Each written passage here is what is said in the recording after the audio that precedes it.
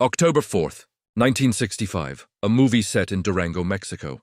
The cameras were rolling, the cast was sweating, and a Soviet wrestler, 6'5", 290 pounds of pure muscle, had just told John Wayne that American Cowboys were weak.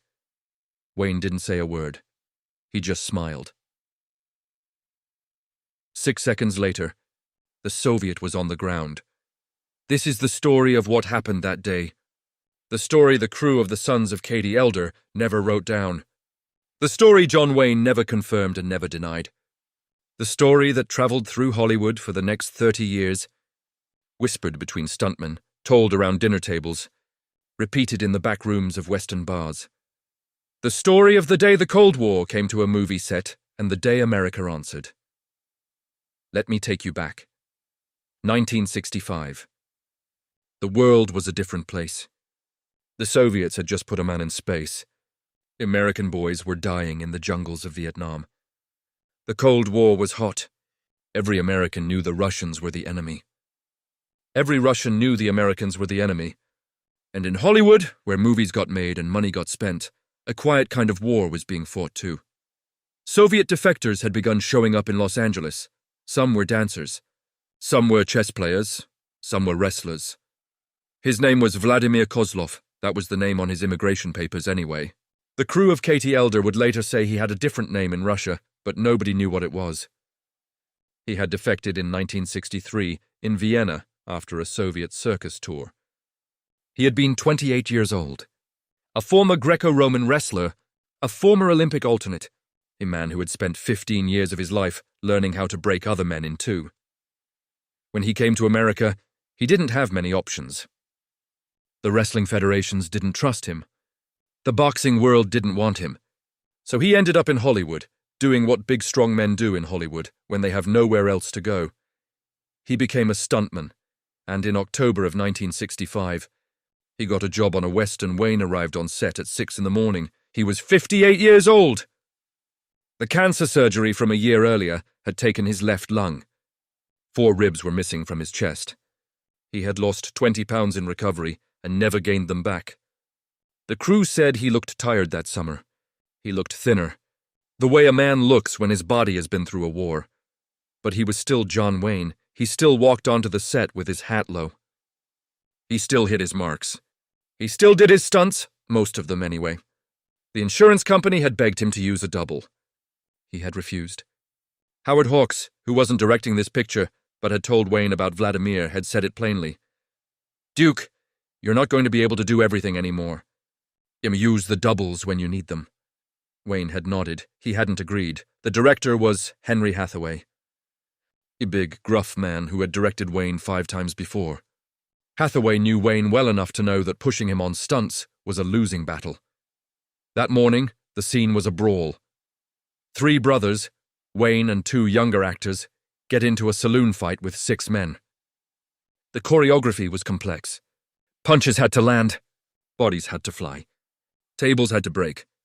And the camera had to catch all of it in one long take. Hathaway had hired 6 stuntmen for the brawl. One of them was Vladimir. Wayne walked into the saloon set at 6:15. The stuntmen were already there, stretching, drinking coffee. Going over the choreography with the stunt coordinator, Wayne knew most of them. He had worked with Yakima Canutt's crew for 30 years. The old men. The Cowboys. The horsefall specialists, but Vladimir was new. Wayne saw him. He sized him up the way he had been sizing men up since he was a tackle at USC. Big shoulders. Thick neck. Heavy thighs. The kind of body that didn't get built in a gym. The kind of body that got built on a wrestling mat day after day for 15 years. Wayne walked over. Morning, he said. A Duke. He extended his hand. Vladimir looked at the hand. For 3 seconds he didn't move, then he took it, slowly, without smiling. Vladimir, he said. His voice was thick, heavy with the accent. Welcome to the picture, Wayne said. Vladimir didn't reply. Wayne nodded. He turned away. He walked over to Hathaway, who was sitting in his chair with a clipboard.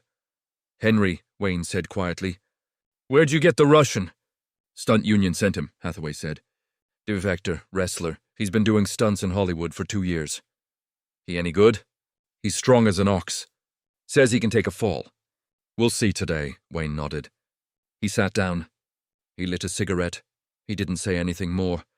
But for the rest of the morning, while the crew set up the lights, while the makeup artists fussed over the actresses, while the prop master checked the breakaway tables, Wayne kept one eye on Vladimir because something about the man bothered him. He didn't know what, not.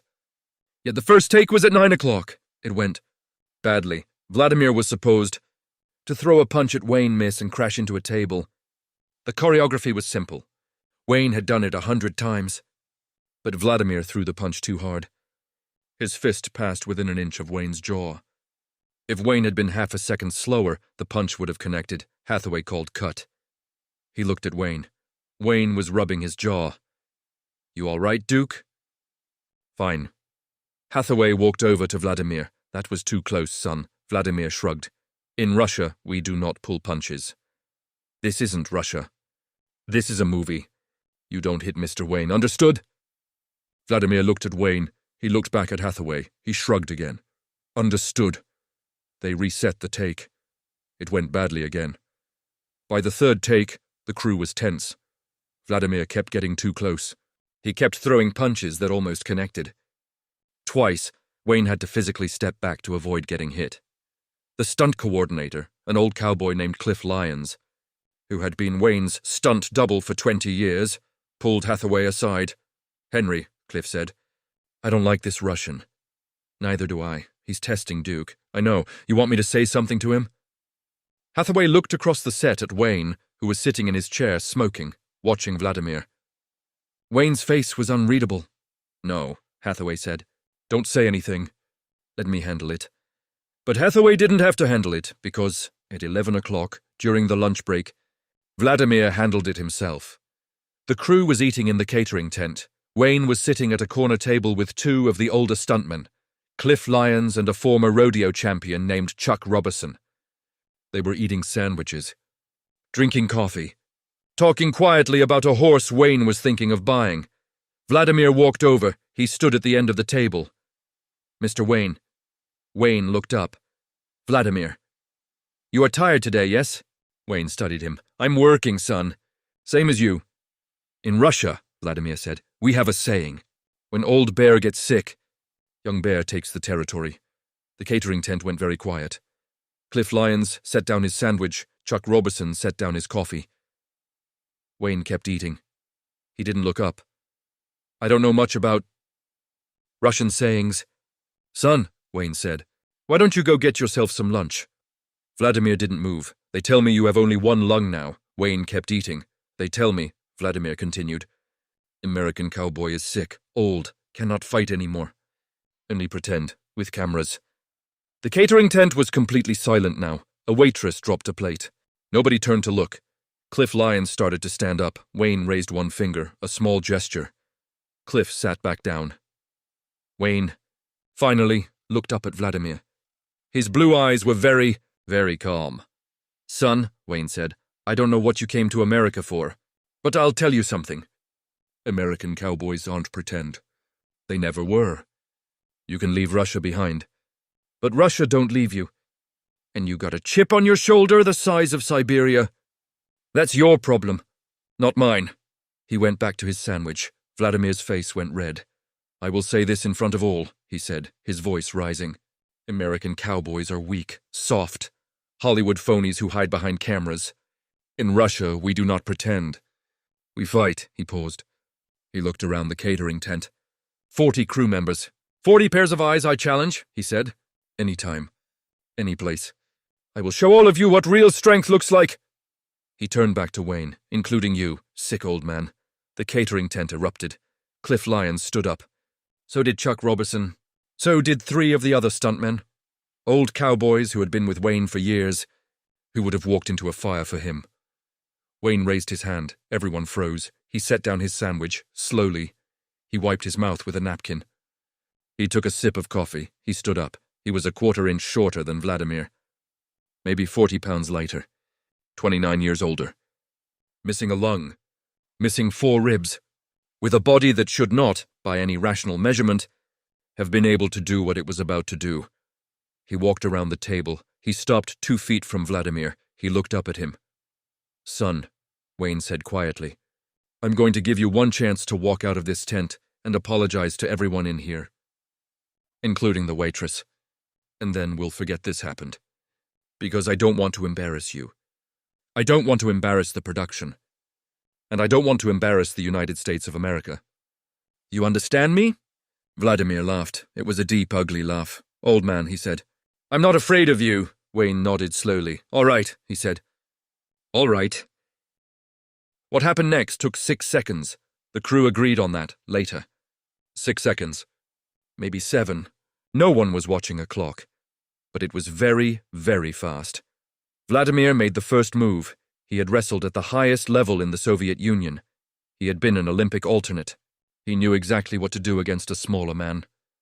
He went for a single-leg takedown, a move that, executed properly, would have driven Wayne to the ground in less than a second, and put 290 pounds of Russian muscle on top of him. He shot in low. His hands reached for Wayne's left leg, and Wayne, who had been watching Vladimir's eyes, his shoulders, his weight, all morning and was already moving. Wayne stepped back with his left foot. It was the smallest of movements. 6 inches. The kind of step a man takes when he's adjusting his stance. Vladimir's hands closed on empty air. His head, by the laws of physics, was now lower than his hips. His balance was forward. He was a freight train going the wrong direction. Wayne brought his right knee up, not hard, not fast, but timed exactly. It caught Vladimir under the chin. The crew said later that the sound was like a baseball bat hitting a tree trunk.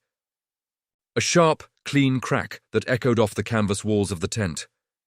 Vladimir's head snapped back. His body, which had been moving forward, suddenly didn't know what direction to go.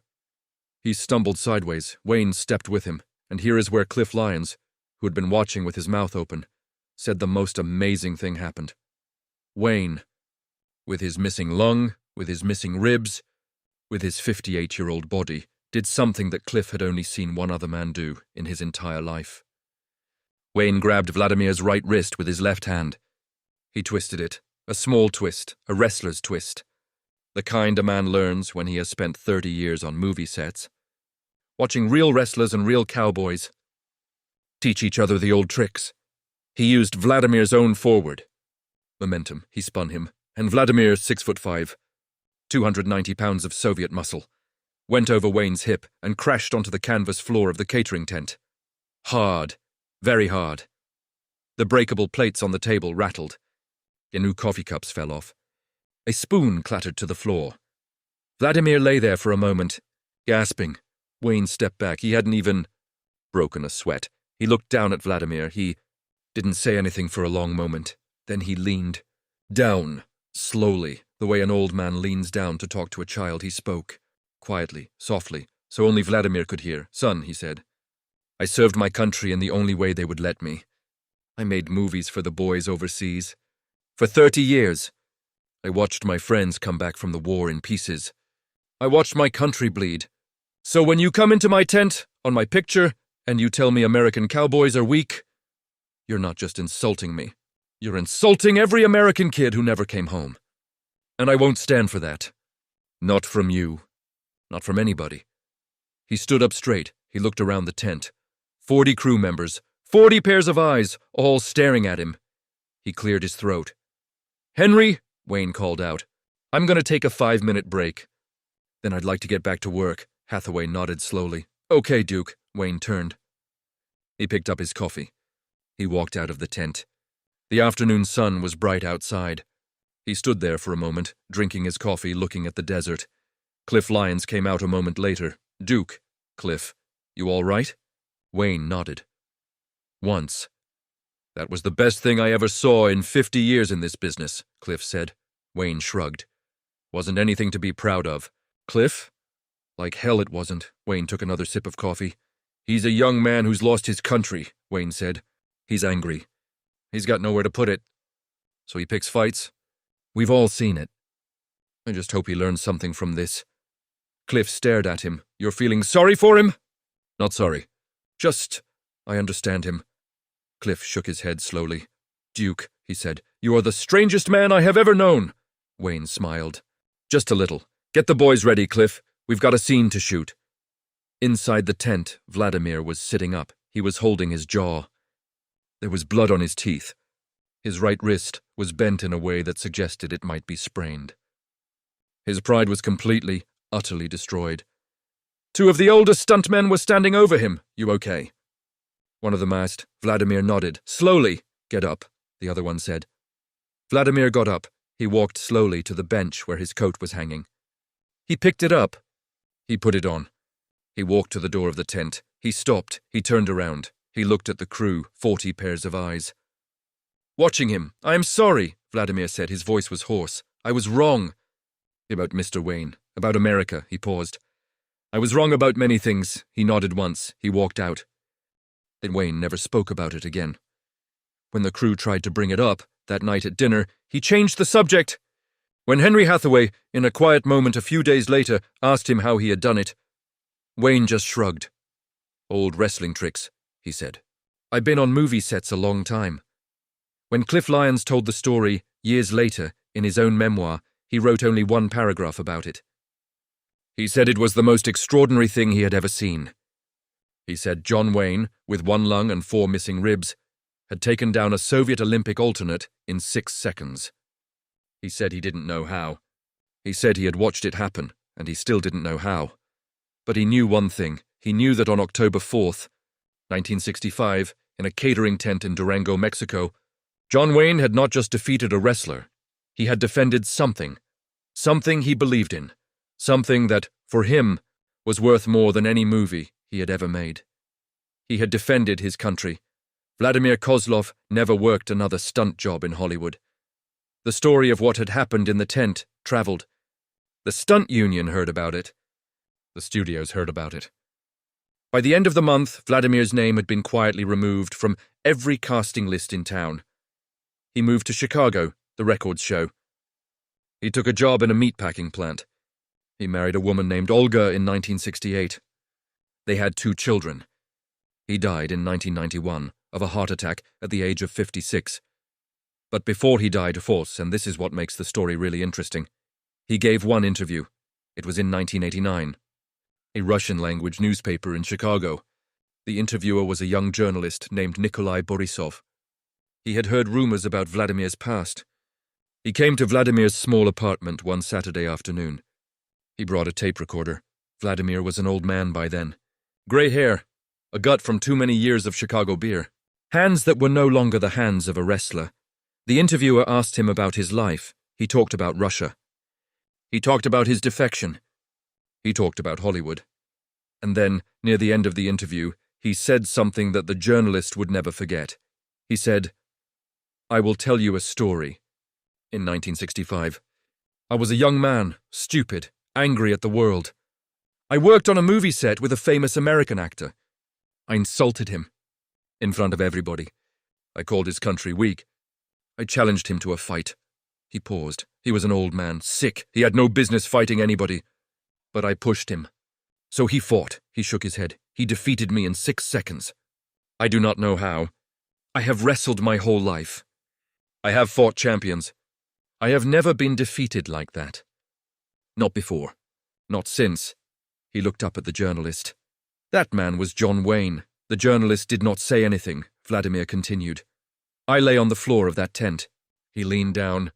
He said something to me, quietly, only to me. He said, You are insulting every American kid who never came home from the war. He stopped. His eyes were wet. I did not understand it then. I was 29 years old. I was full of hate. But I understood it later. Many years later. When I had children of my own. When I had a country of my own. This country, America, I understood. He wiped his eyes. He was a great man. I do not say this lightly. I have known many men. Soviet generals. American senators. Hollywood stars. None of them, none was like him. He smiled. A small, sad smile. I am old now. I will die soon. And I will tell you, I will go to my grave grateful that I met him. Even if I lost. Even if he put me on the floor of a tent in Mexico. I'm grateful. He looked away. That, he said, is the kind of man America was built by. The interview was published in Russian, in a small Chicago newspaper in October of 1989. Almost nobody read it. Vladimir Kozlov died 2 years later. His obituary in the Chicago Tribune mentioned that he had been a wrestler in his youth and had worked briefly in Hollywood. It did not mention John Wayne. It did not mention the catering tent. It did not mention the 6 seconds that had changed his life. But the journalist, Nikolai Borisov, kept the tape. He kept it for 30 years. He died in 2017. His daughter found the tape in a box in his garage. She listened to it. She didn't know who any of the people were. She thought about throwing it away, then she Googled the name John Wayne. She listened to the tape again and she cried. The crew of the Sons of Katie Elder never wrote down what they saw that day. They had agreed by the end of the afternoon that Wayne had not wanted the story told. He had asked them not to tell it. He had said, "That man's already been beaten enough. Don't beat him with the story too." They had respected his wishes. For 60 years, the story stayed inside the crew. Whispered between stuntmen, told around dinner tables, passed down to the children of the men who had been there. Cliff Lyons mentioned it once, briefly, in his memoir. Henry Hathaway never spoke of it. John Wayne never spoke of it. But the story is real. The men who were there swore it was real. The Russian himself, on his deathbed, confirmed it was real, and every now and then, in some bar in some small town in America, an old stuntman will lean across to a younger man, and he will say, "Let me tell you a story about a Soviet wrestler and John Wayne." And the day, in 1965, in a catering tent in Mexico when the Cold War came to a movie set, the young man will lean in, the old stuntman will start to talk. He will say, 6 seconds. That's all it took. 6 seconds. And the Russian apologized. And he never worked in Hollywood again. Some say the story of Vladimir Kozlov is just legend. A tale grown over the years from a small disagreement on a movie set. Some say there was no Vladimir Kozlov at all. Some say it happened differently, but the men who were there, the old stuntmen who watched it with their own eyes, they swore it was true. They swore that on October 4th, 1965, in a catering tent in Durango, Mexico, a Soviet wrestler challenged John Wayne, and 6 seconds later, that wrestler was on the floor, and he apologized, and he meant it. And he carried that apology with him for the next 26 years, until he died of a heart attack in a small apartment in Chicago. An old man who had once been a young man with too much anger and not enough wisdom. Believe what you want to believe. But the next time you watch an old John Wayne movie, the next time you see him, stand in front of a man who is bigger and stronger and louder. Remember this, some of those scenes were acting, and some of them weren't. They don't make men like the Duke anymore. They don't make stories like this anymore. They don't make countries like the one he believed in anymore. Or maybe they do. Maybe somewhere, right now, there is a young American who is learning that strength is not in the size of a man. Strength is not in the volume of his voice. Strength is in the quiet certainty of a man who knows what he stands for, and who will stand for it, even when his body is failing him, even when nobody would blame him for sitting down. That was the Duke. That was America. That was who we were. And that is what we must never, ever forget. If this story moved you, if it reminded you of a father, or a grandfather, or an uncle who served, or a man you once knew who carried himself the way Duke did, please take a moment to subscribe. We have more stories coming. Stories of the Duke and the men he stood up to. Stories of America, when America was something young men were proud to defend. Stories that have been passed down through Hollywood and through the small towns of this country, told around campfires and bars and dinner tables by the people who were there. They don't make men like the Duke anymore, but as long as we keep telling these stories, we make sure he is never forgotten. Until next time, keep your powder dry, keep your word good and ride tall in the saddle. The Duke would have wanted it that way.